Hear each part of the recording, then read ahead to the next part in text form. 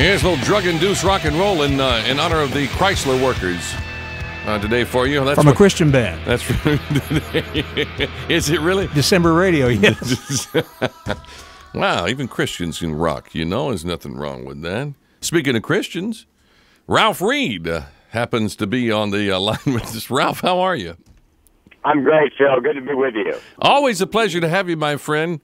Let's talk about the Tea Party, the contract and this thing that the Republicans have come out with yesterday and the rest of it. I know you're always involved and have your finger on the pulse of what's going on. What's your take on all this?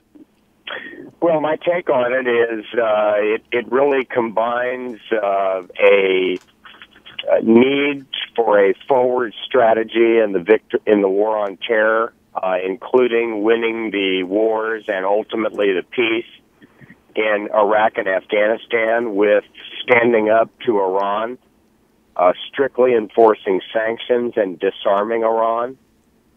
We've seen the spectacle this week of Ahmadinejad at the United Nations suggesting, that the United States attacked itself to save what he called the Zionist entity. It includes returning to the spending and tax rates prior to Barack Obama's socialistic reign, and it includes repealing Obamacare. And Phil, in addition to that, and I think that this will be of particular interest to your listeners, in sharp contrast to the contract with America in 1994, which you may recall was silent on the moral and cultural issues.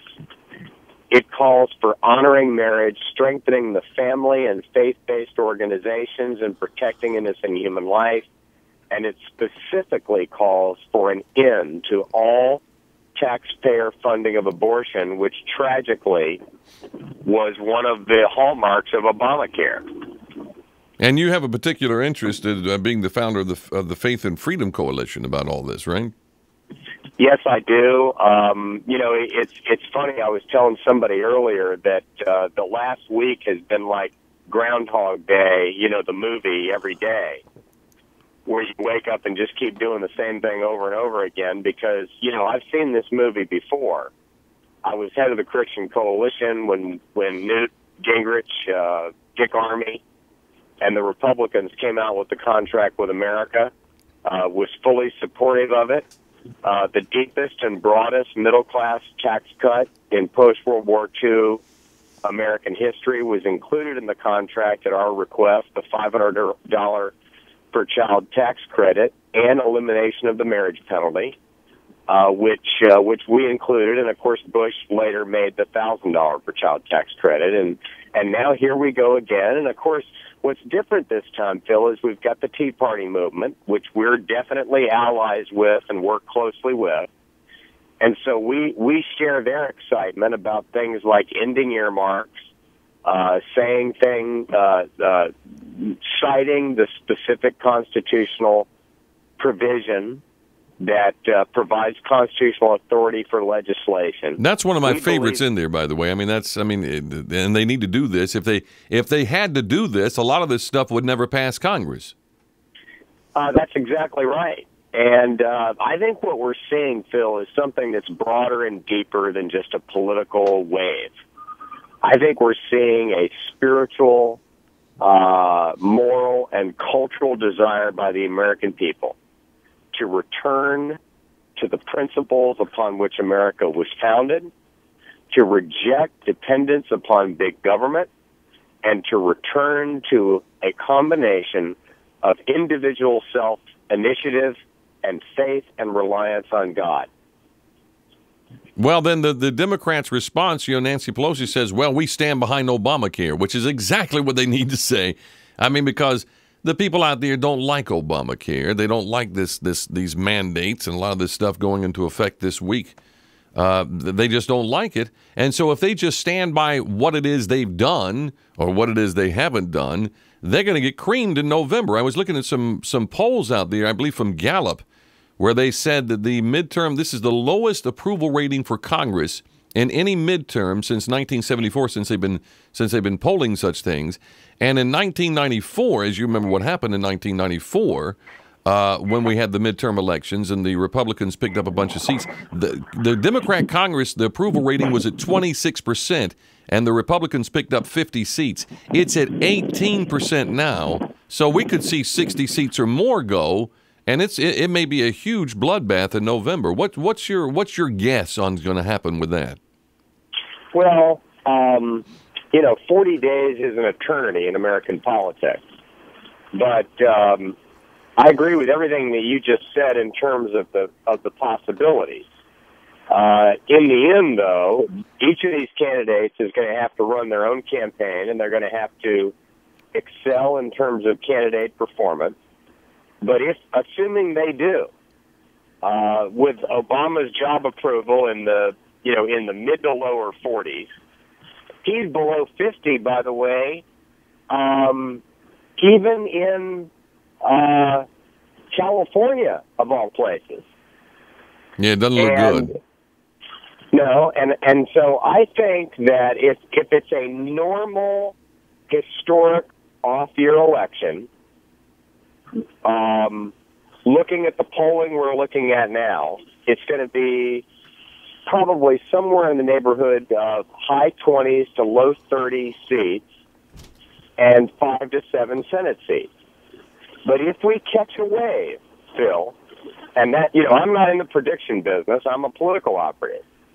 But if we catch a wave, it's going to be 40, 50, 60 seats, and in the Senate, I think it'll probably be 8, 9, 10, maybe even 11 Senate seats. That'd be something to see, wouldn't it? Well, Yes, you say it's an eternity between now and the election, and it is. But normally we say that when we're looking at a presidential election, when one candidate has to maintain and keep things going until then.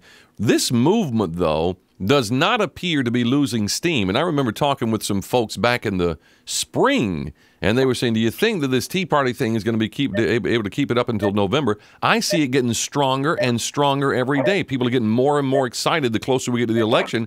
And I think that there are going to be people turning out that we never dreamed of turning out because they want to be part of history. I certainly agree with that. The thing you have to remember, though, is that at this point in 1962, John F. Kennedy probably would have lost 10 or more House seats. And then in the first week of October came what? The Cuban Missile Crisis. Right. And the result was that he actually gained 2 House seats. Right. It was basically on this day in 2006 that the Mark Foley revelations came out and caused a House that was on the bubble for the Republicans to go off a cliff. And I will just say this, Phil. I don't think you can put it past this crowd to try to stage some kind of October surprise. Well, we're already hearing that the New York Times has a story in the can about John Boehner and some affair that he's had that they're going to launch in October. But I think that may affect John Boehner as far as being able to be Speaker of the House, but it's not going to affect the outcome of the election. Most people don't care about that. Right. But I'm saying I don't think they rule out some kind of foreign policy or military or other surprise. I'm not talking about a hit piece by the New York Times. I'm talking about something that, on the level of a Cuban Missile Crisis. I mean, if he were to, for example, begin to take some kind of military action against Iran, that would change the dynamic. And given the fact that we know this crowd will say or do anything, I think we need to let voters know that there is likely to be an attempt to change the subject and improve this president's standing between now and Election Day, and I think we need to be prepared for it. Oh, yeah. Oh, yeah. I mean, we see China making overtures in the South China Sea, and I've always thought that they were going to invade Taiwan. I don't know that they'll do that in the next month, but when something like that happens and the president has to respond to something, I'm not sure the Chinese crisis, because I don't think we'd have time to even react to it at that point. But yes, I mean, a situation with Iran and or going? You don't think we're going to go into Iran or attack Iran between now and November? No, do you? I think it's possible. I think it's possible that there could be, say, the dispatching of an additional carrier group, maybe some military flyovers. In other words, the preparations for what would be clear action. And it's kind of ironic, Phil, because I don't know what it would be. I think what I'm trying to suggest, It could be anything, is what you're that saying. you're dealing with a crew that will say anything and do anything to win an election. It's That's kind right. of ironic because in my new book, The Confirmation, I actually write about the President of the United States being briefed and being told that Iran has weaponized a nuclear device, and right before a major Supreme Court confirmation takes military action to try to improve the prospects of a Supreme Court nominee. So it's possible that reality could imitate fiction in this case. Indeed. Now, about your book, can they get that at your website or on Amazon.com, or where can they find that?